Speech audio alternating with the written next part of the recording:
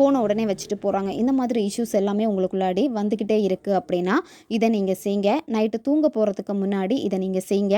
நிச்சயமாக நீங்கள் எதை நினச்சி இதை செஞ்சீங்களோ அந்த நபருடைய வாயில இருந்தே ஐ லவ் யூன்னு உங்களுக்கு மெசேஜ் வரும். இந்த மெத்தடை யாரெல்லாம் பயன்படுத்தலாம்னா, நீங்கள் ரிலேஷன்ஷிப்பில் இருக்கீங்க, சரியான பேச்சுவார்த்தை இல்லாமல் இருக்குது, அவங்க எனக்கு அந்த லவ் யூ சொல்லணும், எங்கிட்ட அன்பாக பேசணும், அவங்க கொஞ்சம் நேரம் பேசினாலே போதும்னு நினைக்கிறப்ப இதை நீங்கள் செய்யுங்க.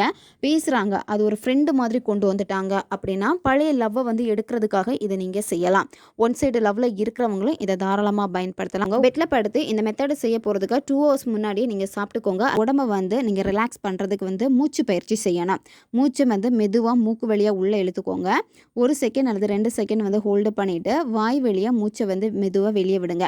இந்த மாதிரி 10லேருந்து 15 வாட்டி நீங்கள் செய்யணும். நீங்கள் விரும்பக்கூடிய அந்த நபரை நினச்சிக்கிட்டு அந்த பர்சன் வந்து உங்ககிட்ட வந்து ஐ லவ் யூ சொல்கிறாங்க, காலாக இருக்கட்டும் அல்லது மெசேஜாக இருக்கட்டும், இல்லை நேரில் வந்து உங்ககிட்ட பேசுகிறாங்க, ஐ லவ் யூன்னு சொல்லிட்டு உங்களுக்கு ப்ரப்போஸ் பண்ணுறாங்க.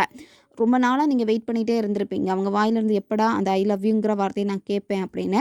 ஸோ அந்த ஏக்கம் வந்து உங்களுக்கு இருந்துக்கிட்டே இருக்கும். அப்போ அவங்க சொன்னால் நீங்கள் எவ்வளோ சந்தோஷப்படுவீங்க அதை நீங்கள் கற்பனை பண்ணணும். அந்த காலில் சொல்லணுமா அல்லது மெசேஜில் சொல்லணுமா அல்லது நேரில் வந்து அவங்க சொல்லணுமா, அதை வந்து நீங்கள் சூஸ் பண்ணிக்கோங்க. இதை நீங்கள் விஷுவல் பண்ணிக்கிட்டே இந்த ஸ்விட்ச் வேர்டை நீங்கள் சொல்லணும். Unconditional love get now successfully. Unconditional love get now successfully.